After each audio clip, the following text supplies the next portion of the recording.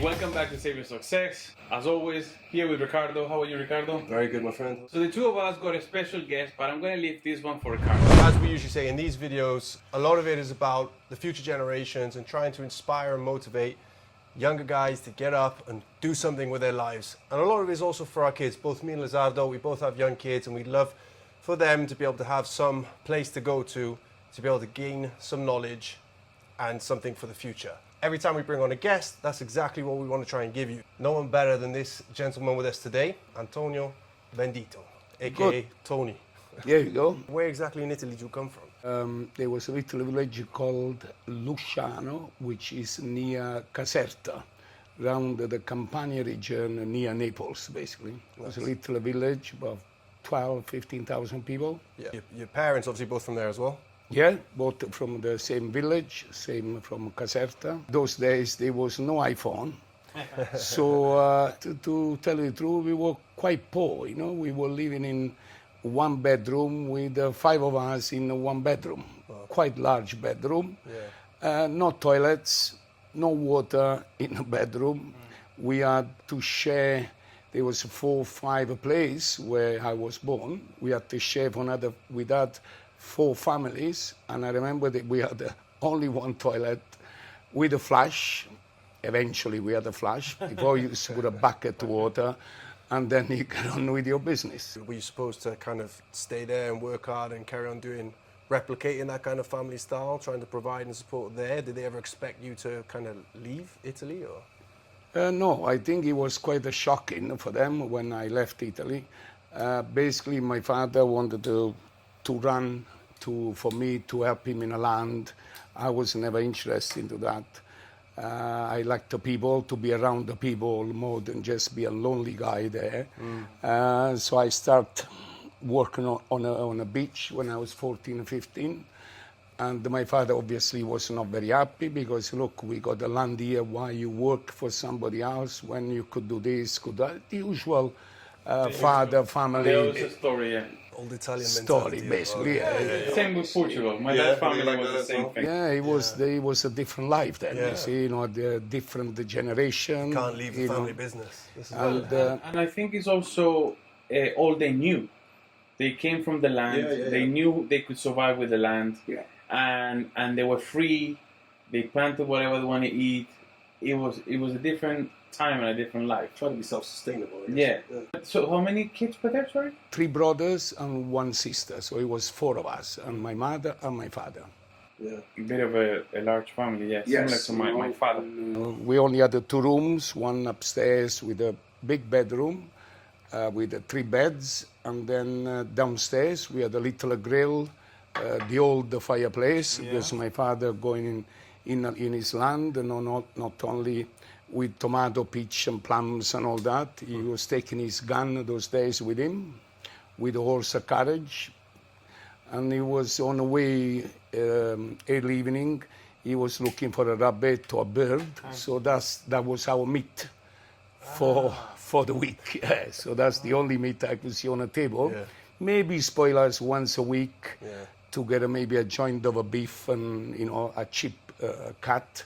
So obviously they cooked with the pasta and all that. Mainly pasta, a bit of salad and some sausage. Yeah. So yeah, it's all from the land, mainly anything, you know. And the bread, we used to do bread, you know. My mother used to make a homemade bread. So, you know, so basically shopping, it was very, very little, you know. Everything was organic and all made. Yeah, all made, yeah.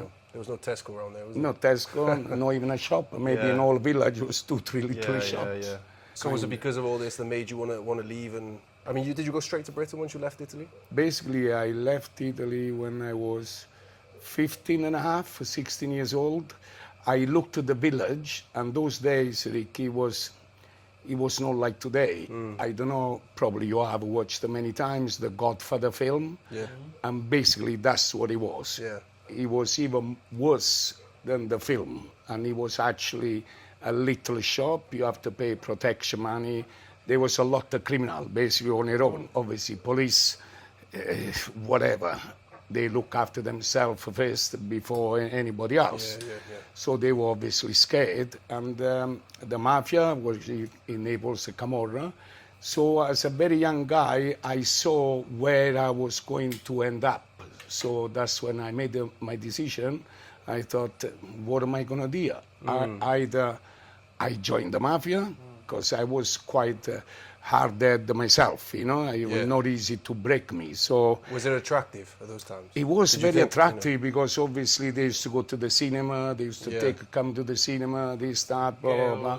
I didn't have the heart for, to steal from people or beat them up or go. And in those days, 15-year-old, they go with a gun in a shop openly, not hiding in the daytime. It's worse now? No, now it's all clear, I'm talking about 50, 60 years ago. Last probably 25, 30 years, it's all disappeared. But before, the people, because it's a small village, they were afraid of Don Giovanni, Pasquale, and the people, they were really scared, because obviously the police is small police.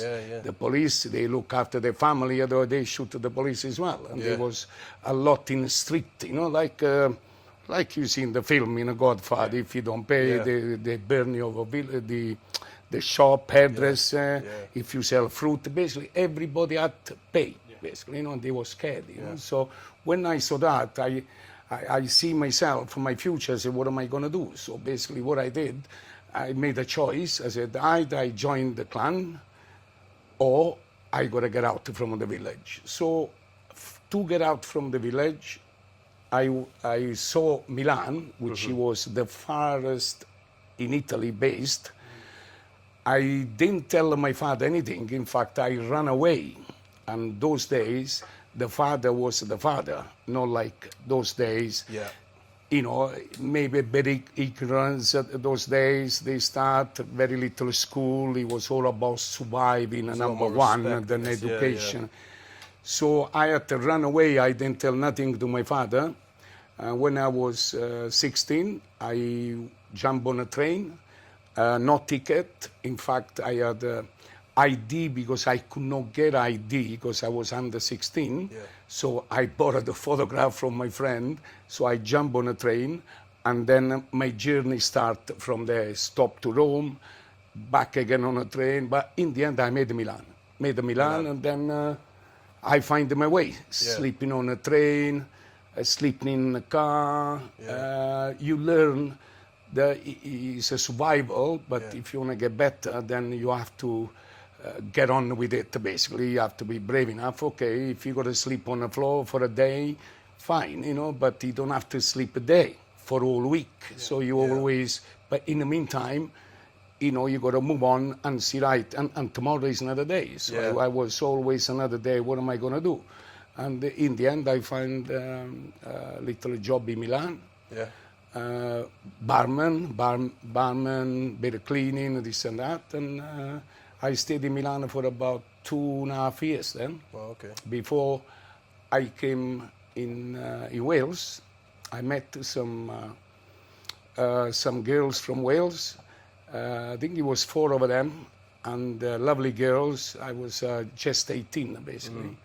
And they had a gap year, so they were doing a tour of Italy. So they ended up in Milan, and then they had to go to Florence, and then they come back to Milan, and then Milan come back to Wales. So, you didn't speak English at this time? No, not a word whatsoever, Riccardo, not a word. One of them, the family was Italian, to communicate, but it was very, very little. So basically they asked me, they said, why don't you come to Wales? So I said, Wales, where is Wales? Talking about almost 60 years ago, 50 years. And he said, UK, Great Britain. No, where? London. He said, no, London, Wales. I said, Wales, because those days, obviously, Wales was very little to know, people didn't travel like they've been traveling the last 30, 40 years. So anyway, I ended up in Neath, Port Albert. I was the guest for a week, 5-6 days, and they introduced me to the pint. Then there was the big liter of a coffee, sliced bread, never seen in my life, the butter, this, that, and the rock and roll, the pub, and the pint. I thought, well, it's not bad here, it's different. And it was no big building, because neath Port Talbot, the area there is all that. So I was there for 5-6 days. The little pennies that I had, I ran out of money. So obviously I start feeling a bit uncomfortable because they pay me for a coffee, the bread, the basic thing, So I thought, look, take me to somewhere where there's some Italians, so at least then I can find a job, or I can, anyway, they took me to Cardiff, and I'm a bit shy, maybe you don't think so, but I don't like to ask for a job. So I lied to them. I said, look, I found a job, I'm fine, I'm okay, So they went back. Right. And I ended up, then I said, where am I going to sleep tonight? And I remember the first night. So I looked to the castle, and I thought, Cardiff Castle. I thought, that's nice. Look at this. Looks like my new home. And I made my home for 2-3 nights. So I slept, I saw they were closing the gates. It was about 5 o'clock. So I thought, right. When he was closing the gates, I was hiding behind the tree, and then I was sleeping on a bench because I didn't like to sleep on the floor. I was a bit shy, so they see me here. So I slept there for 2-3 nights, and then walking around, very little to eat, and then I found a place by the train station called Astis. It used to be called. It's not anymore. It's the BBC, I think, is there. And I went in. I said, look, I'm hungry. Can you give me? I'll do anything. I'll wash the floor, this, that. And he was looking at me, and luckily this guy was Italian. Oh. And I started speaking to him Italian. He said, look, the only way I can give you a job, but if you do, when we finish at 5-6 o'clock, it was a cafe, So I was washing the floor, and then he was giving me food, and then back to the castle again, for another night, until at the end you find somebody else, and then the mother of this waiter at the house in City Road, they say, oh, Tony, I'll ask my mother if, Anyway, I found a room in City Road, and then that's my journey start in Cardiff. That's a lot for a 15-year-old to make a decision to leave the family, especially no iPhones. Nothing. Yeah. You can't call home. It shows you what you just said, right? No iPhone, no phone, nothing.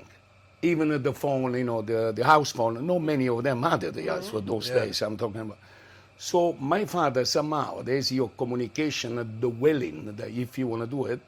My father, through communication, the cousin, another one, you're talking about Napoli, Milan, completely, almost a different world. Yeah. Anyway, my father did find me in Milan. He sent my big brother to come and pick me up. He presented me with a little bag, socks, pants, and a couple of bananas there. He waked me up. I was staying with somebody there at the time. And he said, come on, we go back. I said, no, I'm not coming. So one look, and he said, look, you come with me now. I take to your father. When you're there, then you do what you want. You speak to him. You saw that, but now you come with me. So he was bigger than me, so I couldn't say no. So I went back to my father, and then there was another story. I explained to my father why I ran away, what I wanted to do. And basically, as a father, he wanted the best for me, as a son.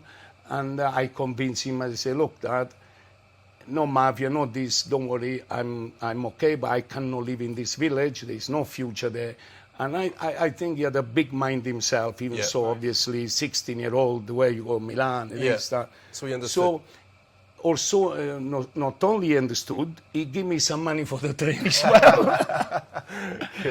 So he said, good luck, 2 weeks, and then, we start communicating, and that was start my story. How did you communicate then, back and forth? How did you with the old phone, I wasn't going back and forth, but on the phone, you put the... You leave a message for my dad. When my dad comes to the post office, you tell him that I ran. So it's all of that communication, So I worked in Milan in a restaurant in Central Milan, there somewhere, called La Plancia, I remember. I've been there since I've been here a couple of times. When I go to Milan, I do the presents there because the son run in the restaurant.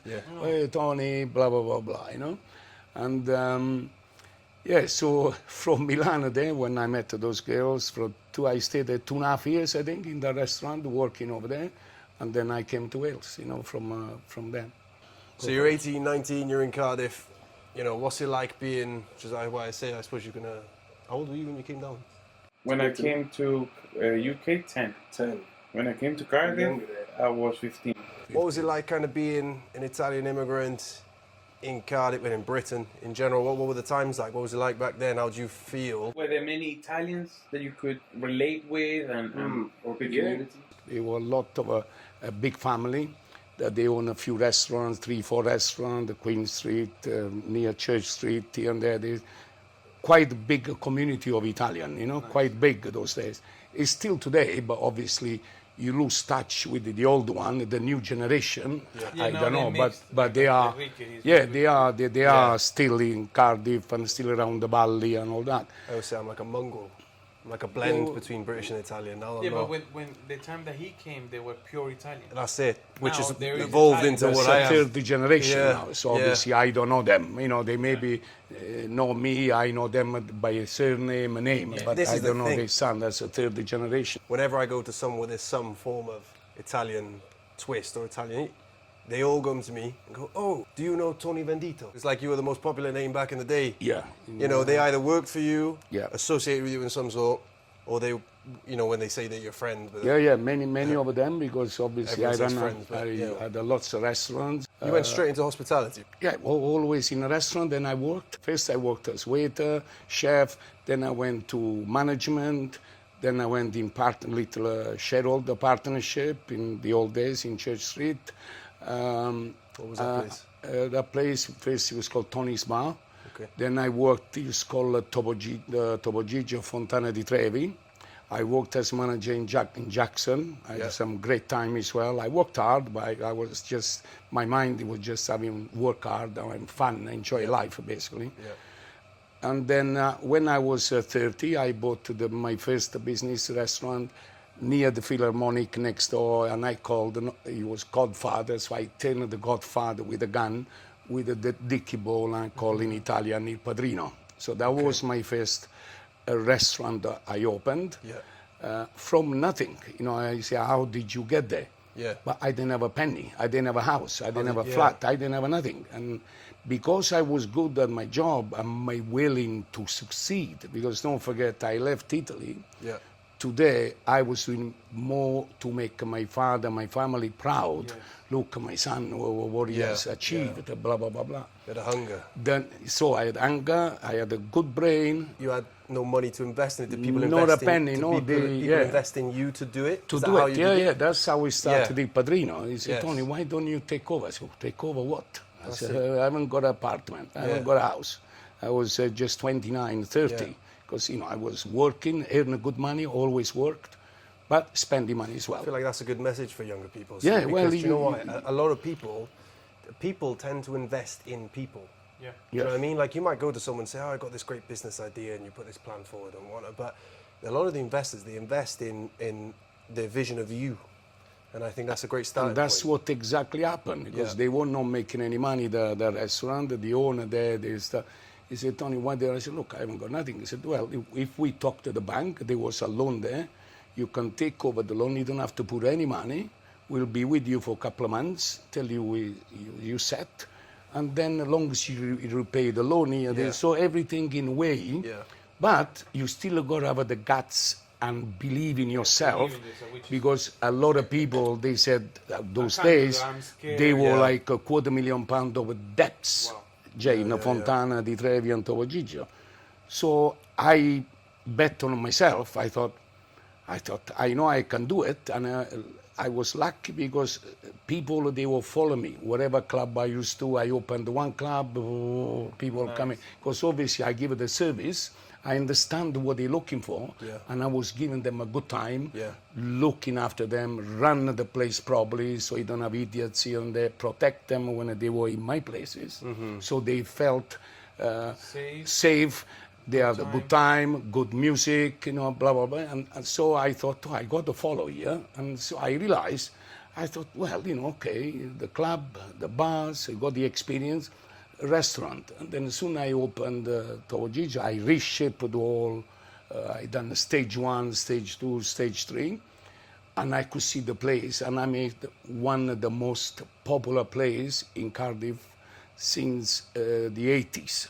And then from Topo Gigio Fontana, I was probably the first one in Wales to have an open kitchen. And I'm sure some people watching this, I'm sure there's thousands and thousands, not only people working with me, but customers by thousand. We made it so popular because we had a good formula, hard work, you have a good formula, look for the people, and it was more, not just the food, the price, it was the music, the fun, and mainly the staff that I was employing. There was all good staff that they all did their own, they work hard, they were happy in work, and you generate that to the public, basically. Yes. And they were queuing, you know, people coming in, you know, we had a sitting capacity 160, 180 seater. And Monday, those days, the Saturday, 7 days a week, open all day. Wow. And it was like I created like a theater. Was this Topo Open Gigio? kitchen, yeah, that was Topo Gigio and Fontana basement Topo Gigio. I took the ceiling out, I probably remember, I think. And then I opened, I opened the floor there like a theater. So looking from there, you look in the open kitchen, from here you open the kitchen there. So the atmosphere I created there, people loved it, you know, and that's where I started big time, basically. From zero, I repaid all of the loan, done all this, then I opened another restaurant, then another club, then another restaurant, ended up with 6, 7 restaurants, you know, but it's all of the team, you know, the teamwork, basically, the staff. Those days we had the Portuguese, we had the Spanish, Italian. I'm not saying they're better, but the culture is the culture that they have is a bit different, you know, because they are waiter, they feel proud to be a waiter, a chef. The culture here is, if they are a waiter, I'm only a waiter, but we take as a career. In Portugal, Spain, it's different. It's a profession. Different culture. It's like a doctor. They feel you're a I've said this in solicitor. many videos. You know, that is all about. You know, they take the hospitality. That's why they're good at it, because that culture, they don't mind the late hours. They're happy to be with the people. They're happy to serve you. They're happy to make you happy as host, you know, automatically. It's part of the culture. Part of the culture. And that's they find a lot easier. Obviously, not anymore, unfortunately, with this Brexit. But that's life, you know. But it takes me on to the next one, I suppose. At what point was it where you thought, you know what, I've made it? Like, I want to go back to my dad, I want to tell him, Dad, I've done it. Like, I made it, I'm comfortable, I got money, we got a good life. Yeah, that was... At what point? Did you ever get to that point, or was it... Yeah, after, from when I was 30, Rick, as I said before, I remember by luck I got a mortgage in Westgate Street. Yeah. And I didn't 100% the mortgage those days. Okay. A friend of mine helped me. And he said, Tony, no, because I was a manager of Jackson those days, Tony Venditto, so everybody, oh, you need anything, you know, usual thing, you know.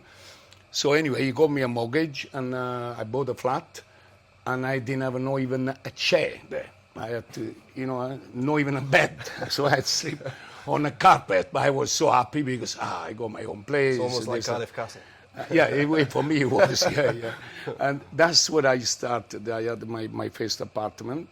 And then from there, I opened Il Padrino. I took the more depths on Il Padrino there. There was 2 guys there. They didn't know what they were doing. So they give me 33% shares because they wanted me, because they knew I had a follow, and I knew I was on a ball, you know, with that type of business. So they say, look, we give you 33% because they know to bring a guy into the town, it was a bit rough for those days. So to do an Italian restaurant there the way I done it, you know, the style of 1930s, 40s, you know, all the dressed up, this and that, it was a fantastic place. I really enjoyed that. And that's where I started over there, my first business. Then from there, somebody approached me to take over the the old Topo Gigio Fontana di Trevi, which was really run down. You know, at those days, I see when I took over, I say, rats, I said, what the hell is going on here, you know? Yeah. So I reshaped the whole place. That was stage one, and the other upstairs. So I took this, fantastic place. I done very well. When that was going, Topo Gigio, Fontana, Padrino, you're saying when you think you made it, we were turning over quite a bit of money there because there was not many company, there was few restaurants here and there, so basically, you know, you were queuing all the time. And in the 90s, early 2000, I thought, wow. In fact, my father came along and he was seeing those days writing a check. And I could see in his eyes, you know, I had a little office, the supply come in, Tony, hello, and my father said, look, I'll go out. I said, no, you don't have to go out, you can stay with my father. Plus, you don't understand English. Of course. So I said, no, stay away. And he could see that I was signing a check for £1,000, £10,000 to pay the suppliers. And I could see how proud he was. So he was coming in once a year, 3-4 weeks a year, you know? So when he was going back to the little village, to his daughter, Lucia, my sister, Don Antonio, he's a king there, he's blah, blah, blah, blah. My sister said, hey, shut up, you and your son. But because he thought, obviously, as a father, he thought, leaving home at 16, God knows where you're going to end up. Especially in my village, it was still the Camorra function 100% there. So he thought I was going that direction. The other direction, drugs, this and that, you know. So obviously he was so proud, and I'm glad before he died that he saw for 6-7 years that his son has made, and he was worth the investment. So Why they take it the second time? because if I would have stayed in my village, I know maybe I won't be talking to you now, you know, because you know, once you enter in the mafia, Camorra, this and that, you know what it's like. Sooner or later, somebody better than you, you're at home, boom, boom, boom, and you're done, you know. So I did want to do that, and that's why I had to run away as far as I could, so I can just get rid of everything. Did it ever take a dip? Did you maintain it? Where does it go for the next 5 years after that, 10 years after that? Yeah. Did you ever hit a low point? Do you lose it and gain it back? Or do you know, where does it go after all that? Well, life is always about up and down. It doesn't matter. You could have $1 billion and then you got 1 million. Or 1 million, you make $1 billion. So it's always a roller coaster, as they say. I went right on the top. And I think the danger is when you achieve the top and everything.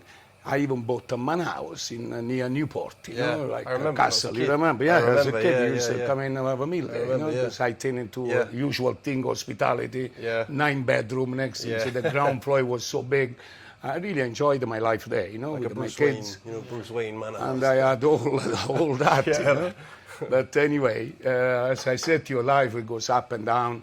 I sold my other restaurant. It was a Michelin star, the Venditto in Park Place, where Giovanni is now. At that point, I was like a king over the castle, basically.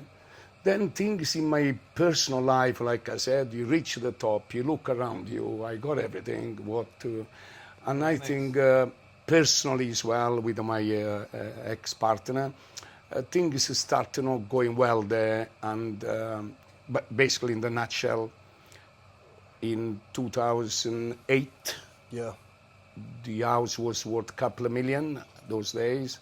When the crash came in, the house was worth 750,000.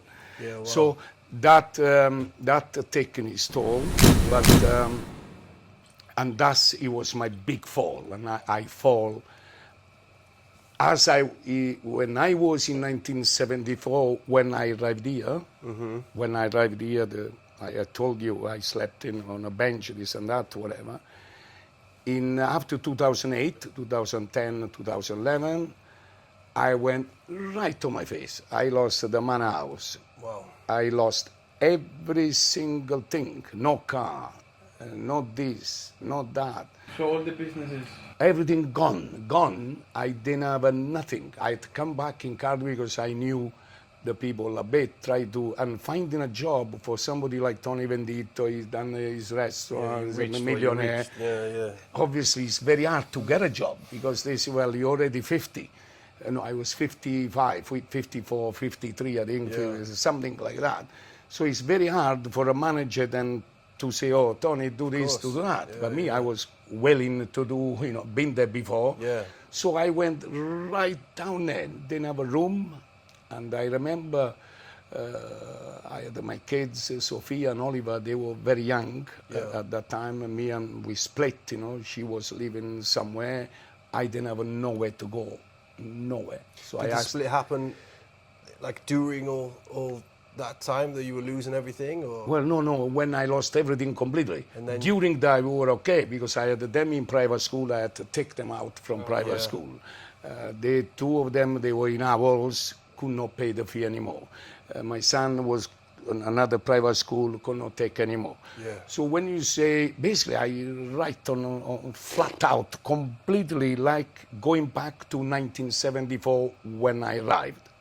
Nothing, even a little bag, and that's it. I left everything behind, photograph, everything. So I lost everything completely. How'd you deal with that? It was very, very hard. Not just for me.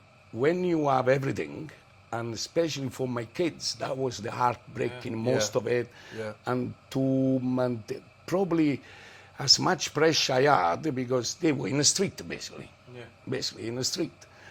And I had to obviously say, where are we going to sleep tonight? What are we going to do? So a couple of friends here and there did, favors it on you. Yeah. But then every day I was thinking, where are we going to be next year, And we were living in a bloody suitcase. And I had Sophia and Oliver, they were still young. They were in the 15, I think, 14, 15, 16, I think, something like that. And Oliver. So then anyway, we found a room, it was dumb.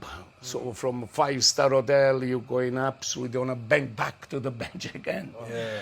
And that was hard work, but mentally as well, a bit of depression, so good job, I was strong enough to say, right, keep it cool, this and that, and then, I got up, so I never slept on the floor anymore. I said, okay, we had a little flat, find a little job to pay for the flat, and then, the kids, they were okay, and then I started working again, basically, went to Switzerland for 3, 4, 5 months. My brother was there just to earn some wages, so I had to start all over again.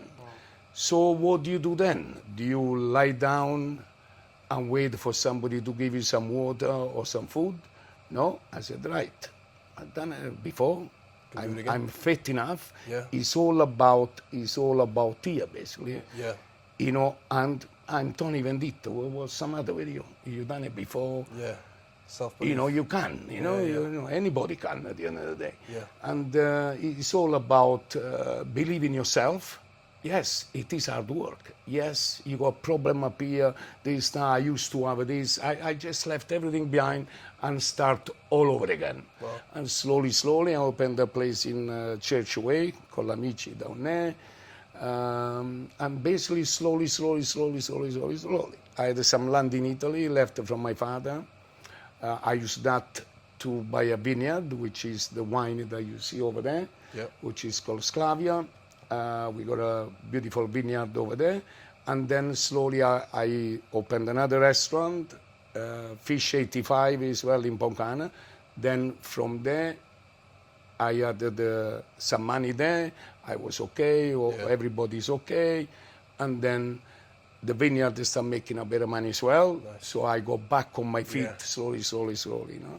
But no, it was very, very hard work. Yeah. I could, not many people could have done that, but I could break down and end up on the river there somewhere begging for money, And I think when I see a lot of people around the street, I look at them, I think, come on, now and again I give a pound, but sometimes I don't. I try to speak to them. I say hello, good afternoon, hello, have a nice day, And I feel so bad, you know. So I got to walk away from Italy, from them there. Or even my daughter, at Christmas time, she used to go around and give us some food. But most of them, they don't want food. They just want money. They all have a different type of problems, you know. It's all about mindset. And it's so disturbing, you know. And I think, if I done it with the 2 kids on the street from be a millionaire, this and that, and now settling nothing, because the worst, if you taste the millionaire,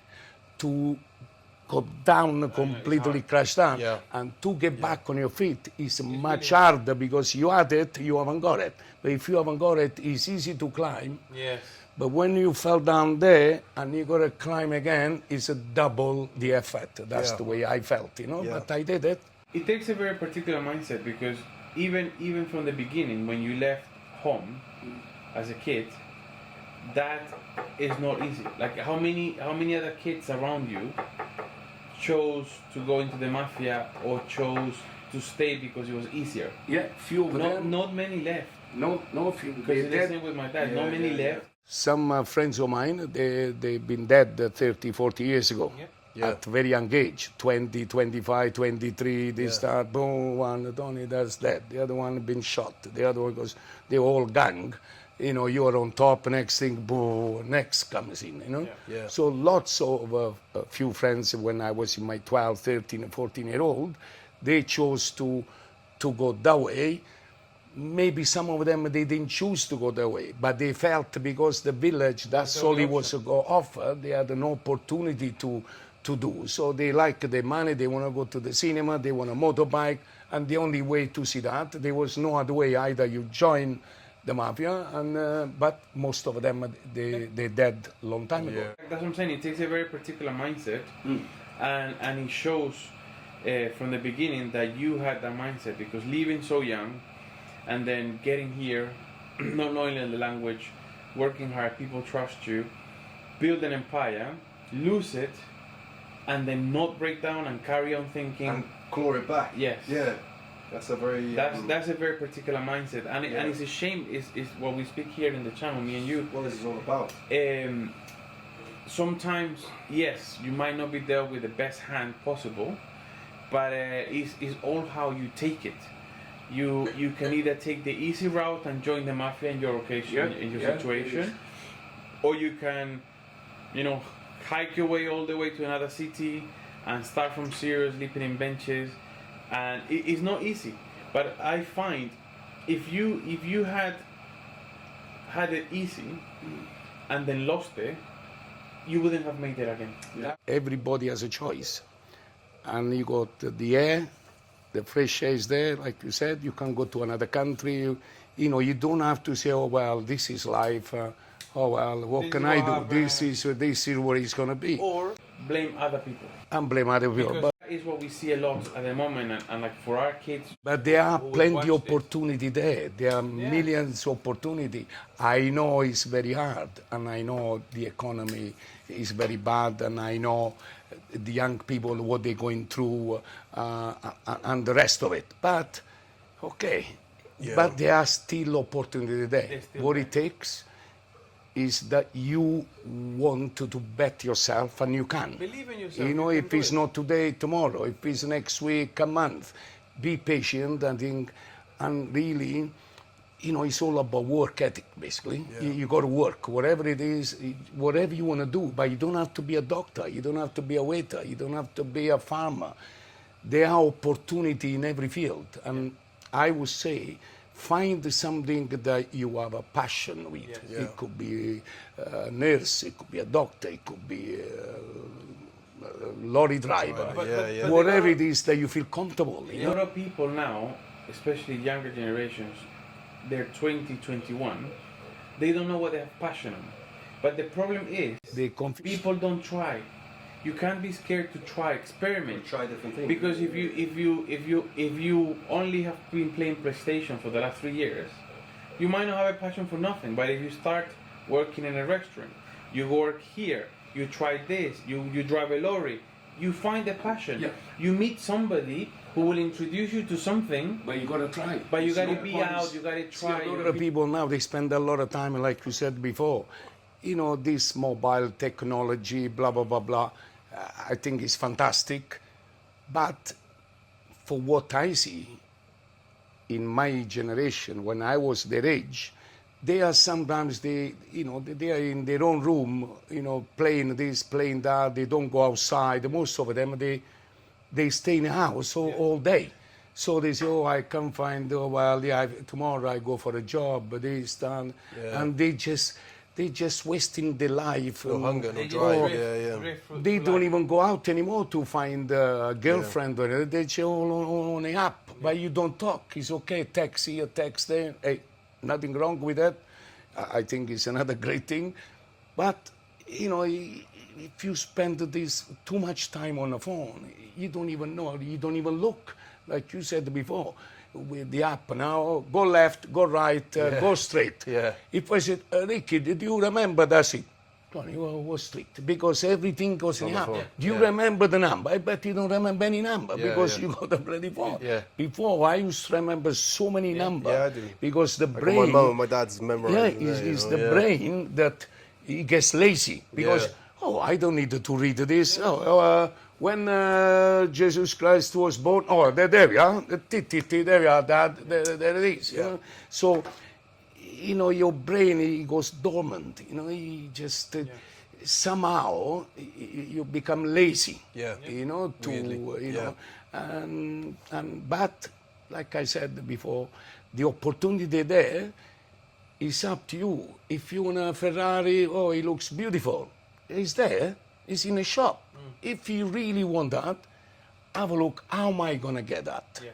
So instead of 8 hours, do 12 hours. Yeah. Instead of going out for a meal twice a week, maybe go for one. I'm not saying you got to save, and don't even have a glass of water, for example. Yeah. But the opportunity there is all about what you put in, what you get back at the end of the day. Yeah. Sometimes you get 50%, sometimes you get 100%. And of course, there are people a bit clever than you and me. They get faster there, or they get there in a different way.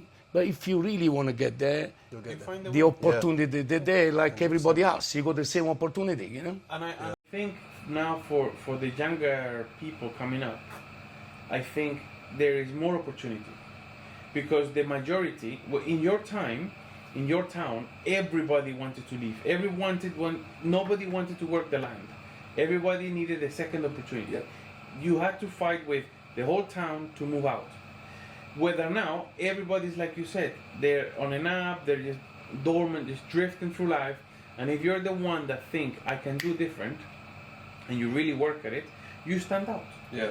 You stand out. And technology is great, like you said, and we're doing YouTube and stuff. It is great, but I have 3 businesses. You have two businesses. We got the YouTube channel going. We're still not millionaires, mate. We're still working at it. We're working on it, yeah. And that's the other thing. I'm still Things working take time. I enjoy working, not as much as I used to do. I'm semi-retired. But I bought this place after 5, 6, 7 years ago. I think I've been here now. Not only because I needed the wages from here, it's because when you're active all your life and you got this idea, pounds in here, this, that, and that, I thought, what am I going to do?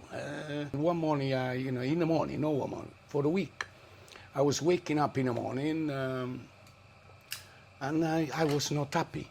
So I thought, why, Tony? What is missing? What is wrong with you? You got money, you got this, you got that, you got a lovely family, you got everything that probably anybody would wish that having that. But there was something missing. So one morning I thought, right, I know what it is. I've been out for a couple of years, retired. I can afford to be retired, everything, whatever. Yeah. So I walked around town and I thought, right, I know. I miss out the people, I miss out the work. So I found, then I said, right, I'll open a little coffee shop. So by having the vineyard then, so I thought maybe a wine bar. Maybe I do coffee with like an Italian bar. From a coffee shop, a wine bar, this, that. And I end up working here. And people say, Tony, but do you have to? Why? I do enjoy entertaining people. Yeah. Not as much now because obviously I got a bit less time. I travel a lot now, so you don't find me every day like I used to do before. But even then, I still working and saving people, which I didn't have to. But still, because I love to be with the people. I like to see when people smile, when people happy, it makes me happy. And it's not the money. It's not just the money. Is you save somebody and they say, oh, this is nice. Feel fulfilled. I feel fulfilled. That's it. And that is more than anything else that you can have in your job, especially, or whatever you do. You know that you know. It's. But if you do it with love and passion, and you like money will come. You will come. It will come. It will come. Yeah, people like you because you're a good person. They understand that money is not the value that you're giving them. No. So when you said earlier that you would have different businesses and people would follow you around, that's it. You're taking their money, but they were happy to give you the money because they had an amazing time. They believed on what you're doing. I've got two final questions for you. Along your journey of success, we'll say, you become friends with quite well-known people. Lot of them. One of the most prominent friendships, I suppose, you have is with Kelly Jones from Stereophonics. And the whole group, I imagine, obviously. All a band, At what point, where was it in that journey that you actually met them? How did you become such great friends with them, with Kelly and the first time I met them is when I had a Topo Gigi on Fontana di Trevi in Church Street. They must have been about 17, 18. I must have been by my 35, early 40. So Stuart Cable, Kelly Jones, and Richard, and the three of them mainly, they were coming to Topo Gigi once every 4 or 5 weeks. Before they became famous, they were 17, 18. I mean, Kelly used to work in the market, selling fruits. Hello, come and get it. He was a bit of a cheeky boy, you know. And they used to go, I didn't know them. So by joke, Kelly, I remember, because those days, if you remember, we had Tom Jones, Rashi, Pavarotti, Carrera, you name it, they were rugby, football, they were all on the wall, all have been there eating, no once a week, sometimes twice a week. And Kelly, one day he asked me, he was eating a bit of pasta, I didn't know them. So, you know, I was very active going around to the table. He said, so you like your pasta? Yeah, very nice. Where is my photograph? Where is, one day you're going to pay me to put me on the wall, you know? So I said, whatever. I said, but in the meantime, I said, maybe one day. I said, no problem. I said, but in the meantime, eat the pasta, have some bread, get some body into it. I said, you never know. If you believe it, it can happen. And that was the first conversation that I had with Kelly, Richard, and they started laughing. That is where started really our friendship, which is not just a friendship. We got a special bond with Kelly. Stuart Cable passed away, and Richard, you know, especially with Kelly, we have a special bond for last 30, 35 years. I know the mother, the father very well, the kids, the wife, Jackie, this, that. And I was with them all week last week, or the week before. He came here like that. I didn't recognize him. He had his sunglasses and a cap.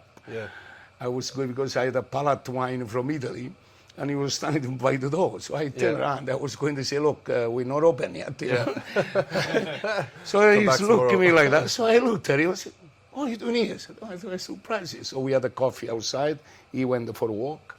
Then I took him for lunch. I was with them then all week with their wives, the kids, you know, because it's like a family now after 30 years, you know.